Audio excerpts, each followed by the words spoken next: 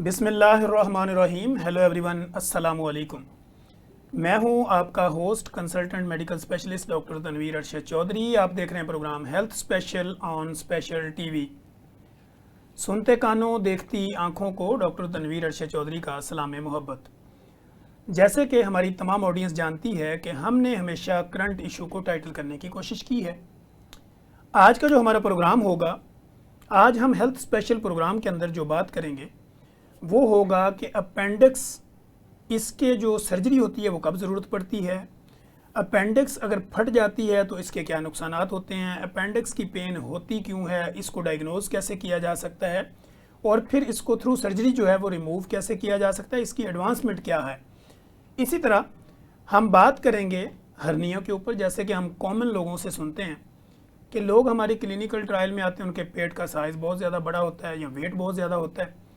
तो ऐसी कंडीशन में लोग आके बताते हैं कि डॉक्टर साहब मुझे जो है ना वो सम टाइम डिफरेंट जगह के ऊपर बॉल्स नुमा चीज़ें नज़र आती हैं, या सम टाइम मुझे ऐसे लगता है मेरी जो इंटेस्टाइन है या अंतड़ियाँ हैं या आंतें हैं ये बाहर की तरफ आ रही हैं। ये क्या होता है, टाइप्स ऑफ हर्निया क्या हैं, हर्नियों की सर्जरी कैसे की जा सकती है, इसमें एडवांसमेंट क्या है, जाली रख के जो हर्नियों को ऑपरेट किया जाता है वो क्या होता है, इन सारे मौज़ूआत पर हम आज इस प्रोग्राम में गुफ्तगू करेंगे।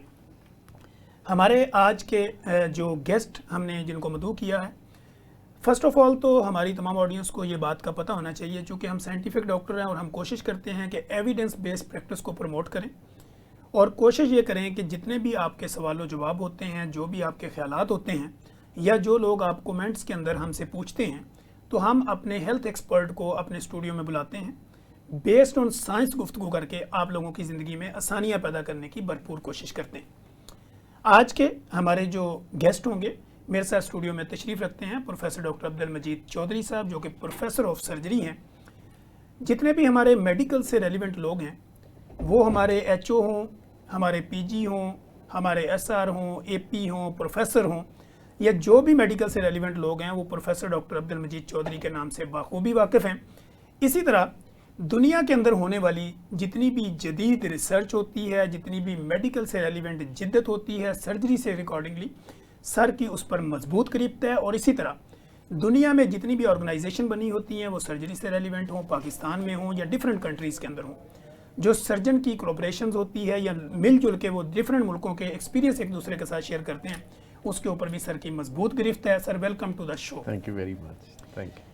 इसके साथ ही हमारे साथ most popular, most famous, most experience शख्सियत हमारे साथ स्टूडियो में तशरीफ़ रखती हैं प्रोफेसर डॉक्टर तौसीफ़ फ़ातिमा, जो किसी तारफ़ की मोहताज नहीं है, प्रोफेसर ऑफ सर्जरी हैं। इनके नाम से भी लोग बाखूबी वाकिफ़ हैं और बाकी जो वाकफियत है वो आज के प्रोग्राम के बाद आपको बाखूबी हो जाएगी। डॉक्टर साहब, welcome to the show. Sir, first of all तो थैंक यू सो मच कि जब भी हमने शॉर्ट नोटिस पे भी आपसे एक रिक्वेस्ट की और फौरी तौर पे आपने टाइम दिया। सर, जैसे कि आप देखते हैं कि हम जब भी अपने प्रोग्राम का आगाज़ करते हैं तो हम अपनी ऑडियंस को ये बताते हैं कि जो शख्सियत हमारे साथ स्टूडियो में तशरीफ़ रखती हैं, we would like to know about your personality and educational journey. इस पे पहले भी बात हो चुकी है, हम चाहते हैं शॉर्ट एक दफ़ा फिर हो जाए। मैं जी मैं इस प्रोफेशन में बहुत सालों से हूँ। बहुत सारे साल हमने इंग्लैंड में गुजारे सर, वहाँ से FRCS किया और फिर वापस आए पाकिस्तान की खिदमत करने के लिए। सर, मैंने फिर 27 साल किंग एडवर्ड में सर्व किया सर, और 13 साल as chairman department of surgery. Sir, फिर मैं प्रिंसिपल बन के फातिमा जनाब मेडिकल कॉलेज में गया सर, और वहाँ से मेरी रिटायरमेंट हुई। उसके बाद भी हम आजकल लुक आफ्टर करते हैं different hospital, different ward, cancer care hospital जो एक नया बना है गरीबों के लिए, उसमें खिदमत अंजाम दे रहा हूँ। सर, डॉक्टर साहब, जैसे कि सर से हमने बात की, इसी तरह हम ये जानना चाहते हैं कि we would like to know about your personality and educational journey, कि बीइंग अ फीमेल आपको कितनी हर्डल्स आई, क्या मुश्किलात आई और यहाँ तक आपको पहुँचने में कैसा फील हो रहा है? Okay, first of all, thank you very much, Dr. Tanveer, for inviting, and it's an honor to sit beside Professor Majid Chaudhary. He is teacher and teachers of teachers, and I am the first thing I feel proud of is that I am youngest professor of surgery in Punjab, and because I got selected in 2018 में public service commission के जो interviews हुए, उसमें मैं as associate professor select हुई। Sir उससे और then जो गवर्नमेंट जर्नी थी उसके बाद शुरू हुई।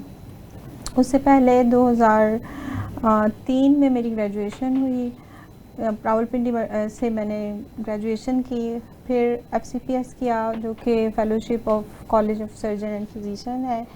उसके बाद मैंने मास्टर्स किया हेल्थ एजुकेशन प्रोफेशन में, और अभी recently European board of surgical oncology किया, और लिस्बन से मैंने कोलोरेक्टल सर्जरी में फेलोशिप की। ये तो मेरा एजुकेशनल बैकग्राउंड था। और वर्किंग बैकग्राउंड, मैंने लाहौर जनरल हॉस्पिटल में एज एसोसिएट प्रोफेसर काम किया, फिर एज प्रोफेसर मैंने Sialkot medical college, services institute of medical sciences, और currently I am working as professor of surgery Jinnah hospital Amir for medical college. Excellent. अच्छा मैडम, जैसे कहते हैं लेडीज़ फर्स्ट, तो हम आपसे ही शुरू करते हैं। Thank you. तो डॉक्टर साहब, अक्सर हमारे यहाँ ये कहा जाता है कि जो फीमेल सर्जन्स होती हैं ना, वो ज़्यादातर तो लोगों को गायनी में नज़र आती हैं और जनरल सर्जरी में कम नज़र आती हैं। तो फीमेल हमसे आके पूछती हैं कि मैंने ऑपरेट करवाना है, लेकिन करवाना फीमेल से ही है। तो हम चूँकि ये जानना चाहते हैं कि सर्जरी की फील्ड चूज़ करने का आपका पर्पज़ क्या था और शौक़ कैसे पैदा हुआ? जब मैं हाउस जॉब कर रही थी रावलपिंडी में, तो मैंने ये देखा कि बहुत सारी फीमेल्स थी जो ब्रेस्ट कैंसर के साथ मेल्स को नहीं दिखाना चाहती थी, और ये मेरी कोई पहली चॉइस नहीं थी। मेरी पहली चॉइस मेडिकल स्पेशलिस्ट बनना था। जब मैं हाउस जॉब कर रही थी, जब मैंने ये प्रॉब्लम्स देखे, वो एक मेन टर्निंग पॉइंट था जिसने मुझे ये दिया। और फिर एक मेरे उस्ताद थे, अल्लाह ताला मग़फ़िरत करे, उन्होंने कहा कि अगर आप सर्जन बन जाएंगी तो मैं आपका असिस्टेंट बन जाऊंगा, फीमेल सर्जन्स की बहुत डिमांड है। सो एक चेंज हाउस जॉब में और एक उस्तादों की सपोर्ट, ये दो चीज़ें थी, गाइडेंस उनकी, जिसने मुझे इनकरेज किया कि सर्जरी में आऊँ। एक्सीलेंट। अच्छा सर, चूँकि जब हम आपकी तरफ आते हैं तो हज़ारों ख्वाहिशें ऐसी कि हर ख्वाहिश पे हम निकले, इतने सवाल होते हैं, इतने ख्यालात होते हैं कि जो सर के सामने रखें और उसको एक्सप्लेन करवा लें। सर, हम अपेंडिक्स की बात करते हैं। आजकल लोगों को किसी भी जगह राइट साइड पे जब भी पेन होता है तो वो फौरी भागते हैं और उसका फौरी ये जाता है कि शायद मुझे अपेंडिक्स ना हो। नंबर 1 तो सर अपेंडिक्स है क्या और इसको रिमूव कराना क्यों ज़रूरी होता है? देखिए, अपेंडिक्स जो है ना, आपके इंटेस्टाइन का, लार्ज इंटेस्टाइन का एक हिस्सा होता है सर। ट्यूब नमा चीज़ होती है ये सर। और राइट साइड पे होती है, और इसमें इन्फेक्शन जो है ना किसी भी एज पे हो सकती है। यंगस्टर्स में ज़्यादा होता है, एल्डरली में कम होता है सर। लेकिन जो है इसका जो पेन है ना, वो आम तौर पे शुरू होता है मिडल ऑफ एब्डोमेन में। ठीक।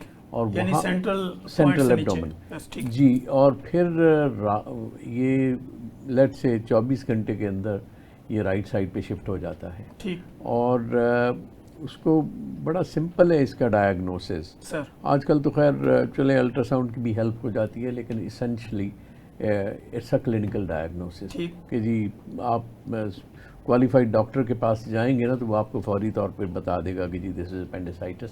और जब एक दफ़े डायग्नोज हो जाए अपेंडिसाइटिस तो इसकी सर्जरी हो जानी चाहिए होती है। उसमें भी बड़ी एडवांसमेंट्स हो गई हैं for the last quarter of a century. तो लेकिन इसको डिले करने के या इसकी बड़ी गंभीर किस्म की कॉम्प्लिकेशंस हो सकती होती हैं सर, जिससे अवॉइड करना चाहिए, और समटाइम्स वो लाइफ थ्रेटनिंग भी होती है। ठीक। अच्छा सर, कहा जाता है कि पहली दफ़ा जब अपेंडिक्स की पेन होती है तो अगर वो किसी टैबलेट से, इंजेक्शन से रिलीफ हो जाए तो फिर अपेंडिक्स सर्जरी की ज़रूरत नहीं पड़ती। अगर वो दर्द ना रुके तो फौरी तौर पे सर्जरी। इसमें कितनी रियलिटी? नहीं, देखें, वो पेशेंट को जो पेन होता है ना, वो जो इंजेक्शन है उससे टेम्परेरीली रिलीफ मिल जाएगा। लेकिन अगर ये एक्यूट अपेंडिसाइटिस है वो दोबारा राइट साइड पे पेट के ज़रूर होगा। ठीक। और आम तौर पे इसमें एक और किस्म भी होती है कि जी एक तो हो गया ये एक्यूट पेन हो गया सर, जिसको हम एक्यूट अपेंडिसाइटिस कहते हैं। एक होता है जिसको जो हल्का हल्का दर्द रहता है राइट साइड पे सर, जिसको हम क्रॉनिक अपेंडिसाइटिस कहते हैं, या एक और इंग्लिश स्लैंग वर्ड है ग्रम्बलिंग अपेंडिक्स, कि जी बार बार हल्का फुल्का पेन होता रहता है सर। तो या फीलिंग आती रहती है पेन की, जी हाँ, जी हाँ, पेन होगा, मुसलसल नहीं होता, कभी हो गया कभी नहीं हुआ, ऑन एंड ऑफ, लेकिन उसमें भी इवेंचुअली आपको सर्जरी करवानी पड़ती होती है। ठीक। तो ये इसेंशली दो वेराइटीज़ हैं ये, जिनके लिए देखें खुदा ना खास्ता जो इसकी एक बड़ी सीरियस कॉम्प्लिकेशन है वो होती है अगर ये परफोरेट कर जाए। ठीक। उसका बड़ा अनप्रेडिक्टेबल होता है कि जी ये परफोरेट कर कौन से वाला करेगा कौन से वाला नहीं करेगा। सर आमतौर पे आजकल वैसे अल्ट्रासाउंड से थोड़ी हेल्प मिल जाती है कि जी इसको हम एक स्टोन नुमा चीज़ होती है जिसको हम फीकलेट कहते हैं, अगर वो हो तो उसमें तो फौरी तौर पे विदाउट एनी डिले।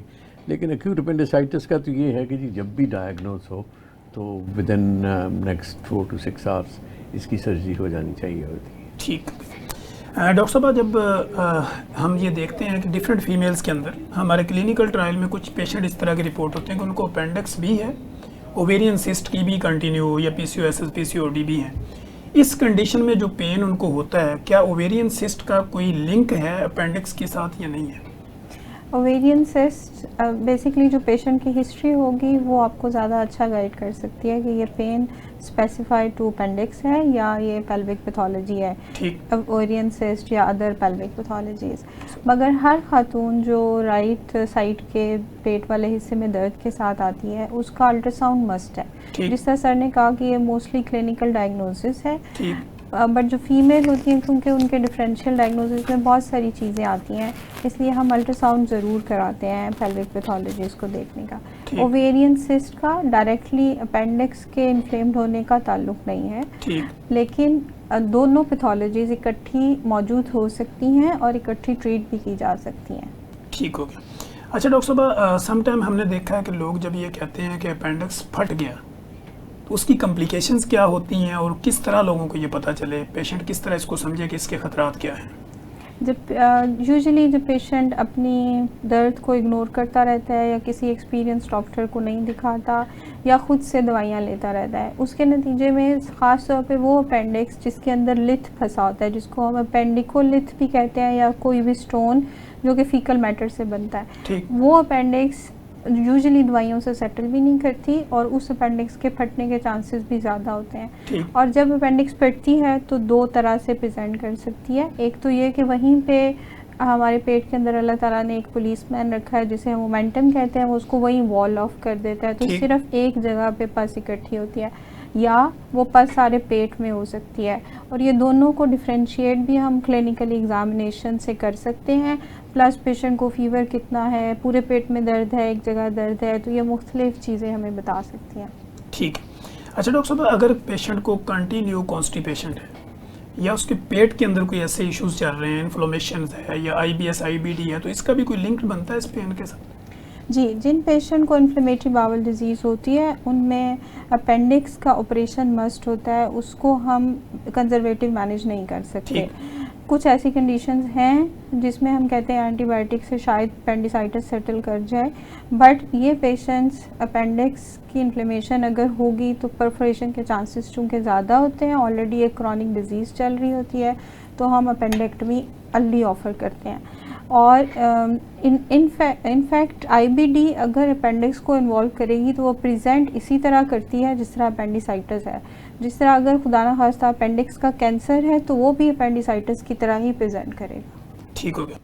अच्छा सर जब अपेंडिक्स की सर्जरी की बात आती है तो लोग कहते हैं इतनी एडवांसमेंट हो चुकी है, तो क्या ओपन सर्जरी बेस्ट रहती है, लेप्रोस्कोपिक सर्जरी, या कोई और जिद्दत है इसमें सर? आई थिंक आजकल तो जो है हम लेप्रोस्कोपिक करते हैं सारे प्रोसीजर्स।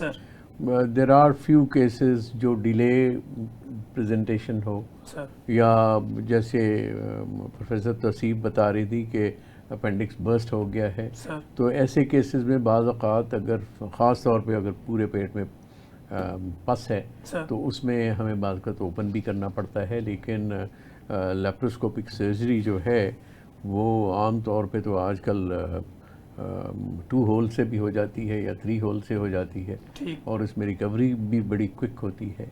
और लेकिन जो परफोरेटेड अपेंडिक्स हो आम तौर पे वो भी हो जाते हैं लेप्रोस्कोपिकली, लेकिन जिनमें पूरे पेट में फैली हुई है तो वो फिर हमें ओपन करना पड़ता है और बाज़ औक़ात फिर उसको वॉश करना होता है पूरे पेट को। सर ये यानी एक लॉन्ग प्रोसेस। जी हाँ, जी हाँ। इसमें ये वही होता है जैसे इन्होंने फरमाया अभी कि जी जहाँ अननेसेसरी डिले अगर हो जाए तो ठीक। और देखें अगर आप क्वालिफाइड डॉक्टर के पास जाएंगे ना तो वो तो आपको फौरी तौर पे डायग्नोसिस करके बता के तो आपको रेफ़र कर देगा टू अ सर्जन। ठीक। तो और फौरी तौर पे सर्जरी हो जानी चाहिए होती है, क्योंकि कोई बड़ी सर्जरी नहीं होती, रिकवरी बड़ी क्विक होती है। आजकल अगर आप लेप्रोस्कोपिक अपेंडिसेक्टमी सुबह करते हैं तो शाम को पेशेंट घर चला जाता है। ठीक है। लेकिन इसके कॉन्सिक्वेंसेस मिस आउट होने के फिर वो बहुत ज़्यादा होते हैं। ठीक।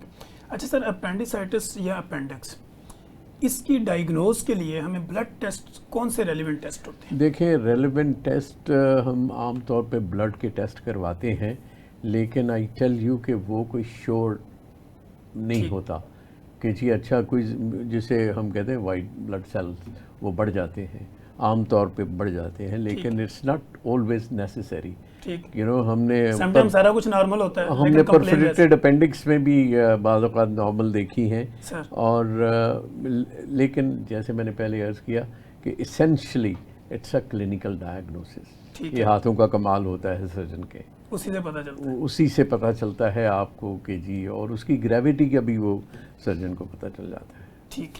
अच्छा डॉक्टर साहब, अपेंडिक्स की सर्जरी के लिए जो प्रिपरेशन होती है कि एनपीओ करना है या इमरजेंसी में अगर सर्जरी करनी पड़ेगी तो इसके लिए एनपीओ वगैरह की कोई ज़रूरत होती है? इमरजेंसी सर्जरी जितनी ही हैं उनके लिए हम एनपीओ ज़ाहिर है नहीं रख सकते, बिकॉज वो हमारे कंट्रोल में नहीं होता। ठीक। लेकिन अगेन ये डिपेंड करता है, अगर हम ये समझते हैं कि माइल्ड एक्यूट इन्फ्लेम्ड अपेंडिक्स है और फीकोलिथ नहीं है तो हम रिक्वायरमेंट पूरी करने के लिए एनपीओ कर सकते हैं। मगर जो अब रीसेंट एनपीओ की रिक्वायरमेंट है वो भी अगर लिक्विड है, पानी है, तो वो 2 आवर बिफोर सर्जरी तक एक्सेप्टेबल होता है। ठीक है। सो वो जो 6 आवर का कॉन्सेप्ट था वो अब चेंज हो गया हुआ है। सो अगर पानी शानी 2 घंटे पहले 1 घंटा पहले पिया है तो इसके लिए सर्जरी की जा सकती है। ठीक हो गया। अच्छा मैडम, दूसरा हम ये देखते हैं कि जब अपेंडिक्स सर्जरी हो जाती है इसके बाद पेशेंट को कितना टाइम ऐसा लगता है कि उसको 2, 4, 5 दिन रेस्ट करनी है, या फौरी तौर पे काम पे जा सकता है, या कोई वर्क वॉक कर सकता है? जो लेप्रोस्कोपिक अपेंडेक्टमीज होती हैं उनका सबसे बड़ा यही फ़ायदा होता है कि बहुत इंसियन छोटे होते हैं, छोटे छोटे की होल से हो जाती हैं। पेशेंट की मोबिलाइजेशन अर्ली ऑलवेज रिकमेंडेड है, चाहे वो ओपन है चाहे वो लेप्रोस्कोपिक है। अंटिल अनलेस कि पेरिटोनाइटिस के साथ प्रेजेंट किया था, इमरजेंसी में सर्जरी हुई है, बिग कट है, सारे पेट में पस थी, उस पेशेंट को ठीक होने में 2 से 3 दिन लग सकते हैं। मगर जो पेशेंट लेप्रोस्कोपिकली ऑपरेट हुआ है वो 1 दिन के बाद अपने काम पे आराम से जा सकता है। ठीक है सर। अपेंडिक्स के बाद पहले जैसे कि हम देखते हैं कि लोग कहते हैं कि जो यूरोपियन कंट्रीज़ हैं ना, वहाँ पे लोग बच्चे की पैदाइश के कुछ टाइम के बाद अपेंडिक्स निकलवा देते हैं। ये कोई रियलिटी है या मिथ? नहीं, I don't think this is a reality. ऐसा नहीं है। पीपल ऑलवेज, क्योंकि कोई ज़रूरी नहीं है कि हर इंसान को अपेंडिसाइटिस होगा। ठीक। तो नहीं, दैट्स ये सिर्फ मिथ है, इट्स अ मिथ और रियलिटी कोई नहीं, ill conceived myth I would say. ठीक। और नहीं, वहाँ नहीं, हम तो बहुत सारे साल ब्रिटेन में रहे हैं सर। ये अभी लिस्बन से होके आई है, ऐसी कोई बात नहीं है। ठीक है। अच्छा सर, अपेंडिक्स की सर्जरी के बाद कोई डाइट के ऐसे कोई मेजरमेंट लिए जाते हैं या ऐसी कोई एडवाइस की जाती है कि ये आपने खाना है, ये नहीं खाना, या नॉर्मल सब कुछ खा सकते हैं? देखें 2-4 दिन का तो आपने वैसे ही थोड़ा सा परहेज़ करना होता है, लेकिन अदरवाइज़ उसके बाद absolutely normal life, normal diet, कोई रेस्ट्रिक्शंस कोई नहीं होती। ठीक है जी। नाजरीन, कहीं मत जाइएगा, हमारे साथ रहिएगा। हमारे साथ प्रोफेसर डॉक्टर अब्दुल मजीद चौधरी और प्रोफेसर डॉक्टर तौसीफ फातिमा हमारे साथ मौजूद हैं और मज़े की गुफ्तगू बेस्ड ऑन साइंस गुफ्तगू जारी रखे हुए हैं। कहीं मत जाइएगा, हमारे साथ रहिएगा। यहीं पे वक्त हुआ एक ब्रेक का, और ब्रेक के बाद जब हम आएंगे तो हम types of hernia, investigation, causes, फिर उसकी सर्जरी के ऊपर बात करेंगे। वेलकम बैक नाजरीन। जैसे कि आप देख रहे हैं प्रोग्राम हेल्थ स्पेशल में आज हम बिल्कुल एक यूनिक टॉपिक के ऊपर बात कर रहे हैं, और उस टॉपिक के ऊपर बात कर रहे हैं जो आम लोगों में ये बीमारियां पाई जाती हैं। जैसे कि हम देखते हैं कि हमारे क्लिनिकल ट्रायल में डेली बेसिस पे कई पेशेंट इन कंप्लेंट्स के साथ रिपोर्ट होते हैं। वो कहते हैं डॉक्टर साहब मेरे लोअर एब्डोमिनल पेट में पेन रहता है हर वक्त, कभी सेंट्रल ओबेसिटी की वजह से मुझे अकाड़ इस तरह का अकड़ाव है, तनाव है, या मेरे पेट में इस तरह की कई प्रॉब्लम्स रहती हैं। और बहुत सारे लोग ऐसे रिपोर्ट होते हैं जिनको पुरानी ऐसी बीमारियां होती हैं, कोई लीवर के इश्यूज़ हैं, या इसके अलावा उनके पेट का साइज़ बढ़ जाना या उनके ऊपर प्रेशर इस तरह का बन जाना, तो इन कैफियत के साथ जब लोग हमारे पास आते हैं या डिफरेंट जगह पे उनके डिफरेंट साइज़ का जो है वो एक डिफरेंट सी शेप नज़र आ रही होती है, तो लोगों से जब पूछो तो लोग बताते हैं कि मैंने किसी को दिखाया था, किसी ने मुझे हर्नियाँ बताई हैं। फिर हम वो कहते हैं कि जब मैं प्रेस करती हूँ या करता हूँ तो वो अंदर की तरफ चले जाते हैं, उसके बाद मैं नॉर्मलाइज हो जाता हूँ। इसी तरह हम देखते हैं कि सोशल मीडिया के थ्रू भी लोग अप्रोच करते हैं, वो हमसे पूछने की कोशिश करते हैं। तो हम कोशिश कर रहे हैं कि अपने इस प्रोग्राम में हमने प्रोफेसर ऑफ सर्जरीज़ 2 हमारे पास लेजेंड मौजूद हैं और वो गुफ्तगू कर रहे हैं आप लोगों की इन बीमारियों के हवाले से। मैडम, जैसे कि हम हर्निया की बात करें तो अगर आज इस वक्त जब हम बैठे हैं, हम दुनिया में अगर बात करें तो तकरीबन कोई 1.5 से 2 अरब लोग प्री डायबिटिक ओबेसिटी मोटापे का शिकार हैं। तो क्या हर्निया होने के लिए मोटापा ज़रूरी है? जी, जो हर्निया के मुख्तलिफ हम कहते हैं कि प्री डिस्पोजिंग फैक्टर हैं, यानी ये कॉज तो नहीं करते, मीन्स के हर मोटा बंदे को हर्निया नहीं होगा, लेकिन मोटे बंदे को एक पतले बंदे से हर्निया होने के चांसेस ज़्यादा हैं। जिस तरह एक स्मोकर को ज़्यादा हैं, जिस तरह जिसको बहुत क्रॉनिक कॉन्स्टिपेशन है या छोटा पेशाब करने के लिए ज़ोर लगाने वाले पेशेंट को ज़्यादा है, इसी तरह जो पेशेंट मोटा होगा उसमें हर्निया होने के चांसेस ज़्यादा हैं। ज़्यादा होंगे। डॉक्टर साहब, आपने अपनी प्रैक्टिस के अंदर फीमेल्स की ज़्यादा हर्नियों के केसेस रिपोर्ट होते हुए देखे हैं या मेल के? जो 2 तरह से हर्निया होते हैं, एक पेट का हर्निया जिसको वेंट्रल हर्नियाज कहते हैं और एक groin hernias. Groin hernias male में ज़्यादा होते हैं और जो वेंट्रल हर्नियाज होते हैं वो फीमेल में ज़्यादा होते हैं। सो टाइप डिपेंड करती है, बट आई थिंक मेरा ख्याल है दोनों में एक तरह ही किस्म की निस्बत में हर्नियाज होता है। ठीक। अच्छा डॉक्टर साहब, एक आम फीमेल जो दूर दराज के एरिया में रहती है, लेबर का काम करती है या इसके अलावा किसी सिटी एरियाज़ में भी रहती है, वो कैसे समझे, उसको कैसे पता चलेगा कि मुझे हर्नियों की कोई तकलीफ़ है? एक सारी बॉडी से डिफरेंट एक बल्ज आ जाता है, यानी हर्निया हम तब लेबल करते हैं जब जिस्म के अंदर का, पेट के अंदर का कोई ऑर्गन या उसका कोई एक हिस्सा एब्डोमिनल वॉल से बाहर बल्ज करता है। ठीक। वो एब्डोमिनल वॉल से भी बल्ज कर सकता है, वो ग्रोइन से भी कर सकता है, वो नीचे पेल्विस से भी कर सकता है और लंबर एरिया यानी ये जो पहलू होते हैं उन वहाँ से भी बल्ज कर सकता है। तो जब एक एबनॉर्मल या नॉर्मल बॉडी शेप से अलग कोई चीज़ उभर के बाहर आ रही हो तो वो हर्निया है। ठीक है सर, अगर हम दुनिया को आसान अल्फाज में हर्नियों के बारे में इंफॉर्मेशन देना चाहें तो कैसे देंगे? देखें जी, मैं पहले जो बात फीमेल्स की हो रही थी सर, मैं कहता हूँ कि माएँ जो है ना वो उनका दिया नहीं दे सकते हम। सर, पाकिस्तान में देखें ऑन एवरेज 5 to 6 चिल्ड्रन होते हैं सर, और ये जो मोस्ट ऑफ द जो हर्निया प्रोफेसर साहबा बता रही थी वो होते हैं बिकॉज ऑफ प्रेगनेंसीज। ठीक। यू नो, फीमेल्स में ज़्यादातर हर्नियाज जो पेट के होते हैं वो प्रेगनेंसीज के बाद होते हैं। सर, मेल्स जो होते हैं उनमें जो हर्नियाज होते हैं जिनको हम आमतौर पर ग्रॉइन हर्नियाज कहते हैं, पेट के नीचे वाले हिस्से में, वो आमतौर पे लेबर क्लास में ज़्यादा होते हैं या एल्डरली में होते हैं। जैसे अभी इन्होंने फरमाया कि जी जो प्रोस्टेट एनलार्ज होता है, ज़ोर लगाना पड़ता है, उसमें भी हो जाते हैं। और फिर बिल्कुल छोटे बच्चों में पैदाइशी हर्निया भी होते हैं। ठीक। अपना वो दोनों में हो सकते हैं, मेल या फीमेल दोनों में। ठीक है। तो सर, हर्नियों को डायग्नोज करने का बेहतरीन तरीका क्या है? देखें जी, जैसे अभी प्रोफेसर तौसीफ कह रही थी सर कि जी अगर कोई एबनॉर्मल स्वेलिंग आप नोट करते हैं अपने पेट में या लॉइन में सर, तो या साइड पे पेट के, तो आई थिंक एक क्वालिफाइड डॉक्टर को ज़रूर दिखा लेना चाहिए, अपने फैमिली फिजिशियन को दिखा लें। और इसमें तो कोई इट्स नो बिग डील कि जी अच्छा इसका डायग्नोसिस कोई मुश्किल होता होगा, वो आपको बता देंगे and of course then they will refer. कुछ लोग होते हैं जिनको हर्नियाज हो जाते हैं, जैसे आपका तो मेडिकल फील्ड है, COPD सर, जैसे क्रॉनिक कफ है जी जी, तो उसमें बाज़ औक़ात हम फौरी ऑपरेशन नहीं एडवाइस करते, लेकिन अदरवाइज जब once the hernia is diagnosed it's better to have it done early rather than late, क्योंकि इन्होंने with the passage of time आप उठते बैठते चलते फिरते प्रेशर पड़ता है और ये बड़ा होता जाता है। ये बाज़ औक़ात ऐसा फिर इसकी बड़ी सीरियस कॉम्प्लिकेशंस भी हो सकती होती हैं। फॉर एग्ज़ाम्पल ये जो लॉइन या ग्रॉइन हर्नियाज होते हैं, इनमें अगर पहले तो आके वो कहते हैं पेशेंट के जी मुझे हर्निया की शिकायत है, नीचे लेट जाऊं तो ठीक हो जाता है, लेकिन फिर then one fine evening you know they will come to your clinic and say कि जी ये फंस गया है सर, और उसको फिर हम स्ट्रेंगुलेटेड हर्निया कहते हैं सर, या ऑब्स्ट्रक्टेड हर्निया भी कहते हैं। तो उनमें फौरी ऑपरेशन आपको करना पड़ता है। अदरवाइज हर्निया के ऑपरेशन हो तो हम कहते हैं अच्छा भी एट योर कन्वीनियंस करवा लीजिए, ठीक है, यू नो जब आपके पास वक्त हो, जो बच्चों की छुट्टियां होती हैं ये वो, लेकिन जब फिर ये फंस जाए आके कोई भी हर्निया, पेट के या नीचे वाले हिस्से के इंग्वाइनल हर्नियाज, तो फिर आपको फौरी तौर पे उसकी सर्जरी करवानी पड़ती है। ठीक। अच्छा डॉक्टर साहब, हम ये देखते हैं कि जिस तरह लोगों को फ्लोटिंग होती है, कॉन्स्टिपेशन रहती है, क्रोनिक कॉन्स्टिपेशन, क्या ये भी कोई काज बन सकती है आपकी हर्निया की? जी बिल्कुल, क्रोनिक कॉन्स्टिपेशन एक मेन वजह होती है हर्निया की। हर वो चीज़ जिसके लिए आपको पेट पे ज़ोर लगाना पड़े, चाहे वो खांसी है जिस तरह अभी सर बता रहे थे, या कॉन्स्टिपेशन के लिए ज़ोर लगाना पड़ता है, या यूरिन पास करने के लिए ज़ोर लगाना पड़ता है, और स्मोकर में बेसिकली भी खांसी ही एक मेन वजह होती है, जिससे एब्डोमेन का प्रेशर बढ़ता है, तो जो अंदर के ऑर्गन होते हैं वो किसी न किसी कमज़ोर हिस्से से बाहर की तरफ बल्ज कर जाते हैं। ठीक।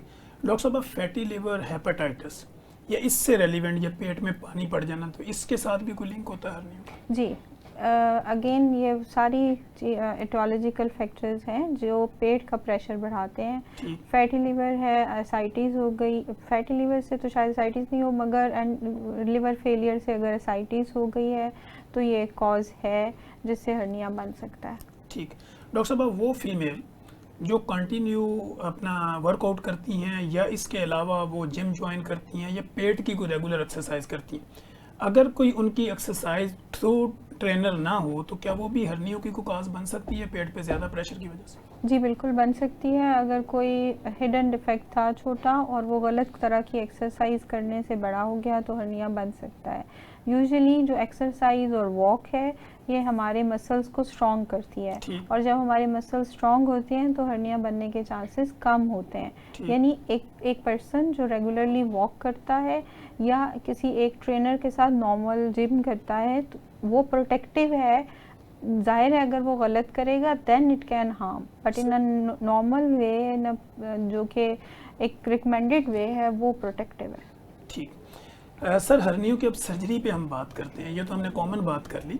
अगर हम इसकी सर्जरी पे बात करें तो सर्जरी में आज के दौर में और आज से 20-25 साल पहले का जो दौर था, इसमें कितनी एडवांसमेंट आ चुकी है हर्नियों के हवाले से? देखें, प्रिंसिपल्स तो वही होते हैं सर, अप्रोचेस चेंज हुई हैं over the last 30 years sir, you know like, लेकिन एक मैं और अर्ज़ करूँगा सर कि हमारे यहाँ advanced pathology is a very common phenomenon sir, और हमारे पास बाज़ का इतने बड़े हर्नियाज आते हैं like size of a football sir, may be even bigger sir. उनमें तो आप ये जो मॉडर्न गैजेटरीज हैं लाइक लेप्रोस्कोपिक रिपेयर होती है वो तो नहीं कर सकते आप, उनमें तो ओपन ऑपरेशन करना पड़ता है। ठीक। लेकिन जो जनरली हर्नियाज होते हैं, स्मॉल हर्नियाज, चाहे इंग्वेनल हों, चाहे नाफ के गिर्द हों, या एब्डोमिनल वॉल के हर्नियाज हों, we can do laparoscopic repair. और आजकल तो ये है कि जी उसमें फिर हम जैसे आप आम अल्फाज में जाली कहते हैं, तो वो लेप्रोस्कोपिकली भी हम वो कर लेते हैं, एब्डोमिनल हर्नियाज भी, इंग्वेनल हर्नियाज भी, in fact any hernia can be done. लेकिन जो हमारे कुछ हर्नियाज होते हैं ख़ास तौर पे लेडीज़ में जिनके प्रीवियस कोई सर्जरीज हुई भी हों, जिसको हम इंसेशनल हर्निया कहते हैं, तो वो ऐसी चीज़ें होती हैं जिनमें बाज़ आपको ओपन ऑपरेशंस करने पड़ते हैं, लेकिन अदरवाइज लेप्रोस्कोपिक सर्जरी हो सकती है मोस्ट ऑफ द टाइम्स। ठीक। डॉक्टर साहब, अगर सर्जरी आपकी हो चुकी हर्नियों की, क्या दोबारा से फिर हर्निया हो सकती है? जी, मैं अभी बैठी बिल्कुल यही सोच रही थी कि अभी जनाब मैं एक सर्जरी करके आ रही हूँ, वो हर्निया ही था, और वो ऐसा हर्निया था जिसमें हमारे पसीने निकल गए, क्योंकि जिसने पहले किया हुआ था उसने मैश जहाँ रखा हुआ था वो रॉन्ग प्लेस ऑफ मैश की वजह से सारी आंतें आके उस मैश के साथ जुड़ गई। मैश कहाँ रखना है ये बहुत अहम होता है, क्योंकि अगर आप मैश गलत जगह पे डाल देंगे तो ये आंतों के साथ इन कांटेक्ट मैश जो डलते हैं वो डिफरेंट होते हैं। नॉर्मल मैश अगर वहाँ डलेगा तो ये पेशेंट के लिए प्रॉब्लम करेगा। और अगर आपने डिफेक्ट के इर्द गिर्द सही मैश नहीं प्लेस किया, 5 सेंटीमीटर का ओवरलैप नहीं आया, तो भी हर्निया दोबारा होने के चांसेस बहुत ज़्यादा हैं। ये तो वो फैक्टर्स हैं जो सर्जरी से रिलेटेड है, मगर पेशेंट के अपने फैक्टर्स भी हैं जिसमें ओबेसिटी शामिल है, स्मोकिंग शामिल है, कॉन्स्टिपेशन शामिल है, और जितने एटोलॉजिकल फैक्टर हमने पहले डिस्कस किए हैं वो सारे दोबारा हर्निया के होने के चांसेस मौजूद हैं। ठीक। अच्छा डॉक्टर साहब, यहाँ पे ना फीमेल्स जब हमारे पास आती हैं वो ये कहती हैं कि मैंने डिफरेंट सर्जरीज करवाई थी और उसके बाद मुझे उस सर्जरी के निशान हैं या मुझे ऊपर दाग धब्बे हैं या प्रॉपर जो है वो स्टिचेस के निशान हैं, तो क्या प्लास्टिक सर्जरी भी हेल्प आउट करती है इसमें? प्लास्टिक सर्जरी स्कार्स पे जी बिल्कुल हेल्प आउट कर सकती है। अगर डिपेंड करता है किस किस्म का स्कार है। अगर तो एक पेशेंट बहुत स्कार्स की भी टाइप है, अगर हाइपरट्रॉफिक है तो कुछ हद तक मदद करेगी, मगर जिन लोगों में हाइपरट्रॉफिक स्कार बनने की टेंडेंसी होती है वो स्कार आप एक्सरसाइज करें तो दोबारा फिर उसी तरह का कीलॉइड या हाइपरट्रॉफिक बन जाता है। प्लास्टिक सर्जरी से कुछ स्कार एड्रेस हो सकते हैं, मगर अगर हम ये कहें कि हर स्कार हम प्लास्टिक सर्जरी से करेक्ट कर सकते हैं तो शायद ये पॉसिबल नहीं होगा।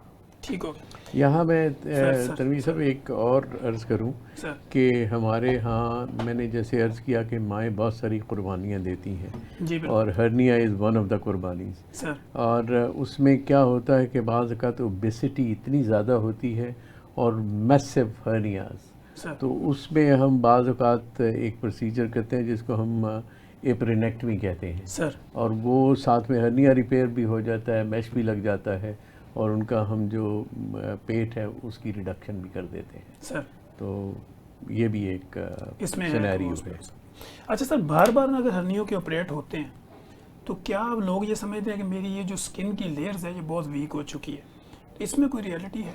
देखें, रिकरेंस जैसे इन्होंने फरमाया कि उसमें जो कॉजेज़ अगर आपने रिमूव नहीं किए ना, जिस वजह से हर्निया बना, तो फिर दोबारा बनने के चांसेस होते हैं। आम तौर पे जहाँ आप मैश लगाते हैं ना उसके थ्रू तो नहीं हर्निया बनता, लेकिन उसके अराउंड बन सकता होता है अगर आपके फैक्टर्स जो है ना, जो प्रेसिपिटेटिंग फैक्टर्स जिनको हम कहते हैं, अगर वो है मौजूद हैं तो फिर दोबारा हर्निया बन सकता है। तो ये एक्चुअल हर्निया ख़ास तौर पे एल्डरली लोगों में it's because of the weakness of the muscles, ठीक है, you know, both mails and females. ठीक। तो सर इसमें ऐसी क्या हम लोगों को हदायत दें कि वो कौन सी ऐसी फिज़िकल अपने अंदर चेंजिंग लाएं, लाइफ मॉडिफिकेशन करें या अपनी डाइट हैबिट्स को चेंज करें कि वो हर्निया जैसे मर्ज से अपने आप को बचाएं? देखें, एक तो ये है कि देखें आपको ओबीस नहीं होना चाहिए, ठीक, it's one of the factors. दूसरा, ये जो कर्स ऑफ स्मोकिंग है, I think that's very damaging. ठीक, यू नो, यंगस्टर शुरू हो जाते हैं स्कूल कॉलेजेस से and then they continue for rest of their life. वो तो बाद में जाके उसकी और कॉम्प्लिकेशंस होती हैं, like cancers, you know better, like cancer lung और तो, लेकिन अदरवाइज़ जो है आप अपनी अगर सेहत का ख्याल रखें तो आप लोगों को नहीं बनने चाहिए। कुछ होते हैं कंजेनिटल हर्नियास होते हैं, कुछ लोगों में बनना ही होता है, लेकिन generally speaking if you are careful, you know, you are keeping your and आप एक्सरसाइज करते हैं, आपके मसल स्ट्रॉन्ग हैं, तो कम चांसेस होते हैं हर्निया बनने के। ठीक। मैडम, अगर जैसे हम हर्नियों के ऊपर हमारा फोकस है, तो हर्नियों की, अगर किसी बंदे को हर्नियों की शिकायत है, अब वो उसको डायग्नोज कराना चाहता है, एक तो उसने क्लिनिकल डायग्नोज बना दिया, डॉक्टर ने उसे बता दिया, लेकिन कुछ लोग हमारे पास आते हैं, साइकोलॉजिकल इफेक्ट भी होते हैं, नफ्सियाती, वो कहते हैं नहीं जी मुझे जब तक कोई इसका एक्सरे, MRI या कोई अल्ट्रासाउंड ना हो तो मैं कैसे ये मान लूँ, तो उनके लिए आपका क्या पैगाम? देखिए, हर्निया अगर तो दुबला पतला या मॉडरेट बिल्ड का बंदा है तो किसी इन्वेस्टिगेशन की ज़रूरत नहीं है, ठीक, आप डायग्नोज कर सकते हैं। हाँ, बहुत मोटा बंदा है जिसमें क्लिनिकल असेसमेंट मुश्किल है, उसमें अल्ट्रासाउंड हेल्प कर सकती है। बाज़ औक़ात हम CT भी कराते हैं हर्निया में, अगर डिफेक्ट बहुत बड़ा है और हम ये समझते हैं कि सारे कंटेंट हम वापस भेजेंगे तो ये अंदर एब्डोमिनल प्रेशर बढ़ जाएगा, इसकी असेसमेंट के लिए, और दूसरा सर्जिकल प्लानिंग के लिए, क्योंकि हर हर्निया को जाली से क्लोज नहीं किया जा सकता, कुछ के लिए हमें मसल स्प्लिट करके जगह बनानी पड़ती है। सो ये बेसिक इन्वेस्टिगेशंस हैं, क्लिनिकल फर्स्ट और अल्ट्रासाउंड इफ़ नीडेड और सीटी स्कैन इफ़ नीडेड।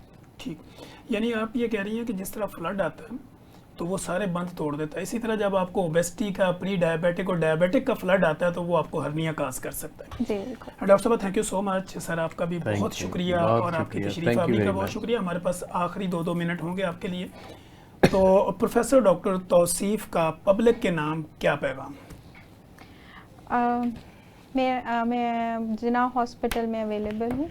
जो बहुत कॉमनली हम ये देखते हैं कि जो आम पब्लिक होती है वो शायद अनअवेयरनेस की वजह से बहुत दफ़ा बहुत सारे ऐसे लोगों के बाद प्रेजेंट करती है जो कि उनकी अपनी बीमारी को बिगाड़ चुके होते हैं बहुत ज़्यादा। इसमें शायद उनका अपना कसूर भी नहीं है, मगर हमेशा एक रजिस्टर्ड और एक मेडिकल डॉक्टर को प्रेफर करें अपने इलाज के लिए। और गवर्नमेंट हॉस्पिटल सारे आपके लिए ऑलवेज़ अवेलेबल हैं। अगर आप प्राइवेट जाना चाहते हैं तो भी बहुत सारे अच्छे हॉस्पिटल मौजूद हैं। तो मेरा जो एक मेन मैसेज है वो हमेशा एक रजिस्टर्ड डॉक्टर के पास जाके अपना इलाज कराने का है। Thank you ji.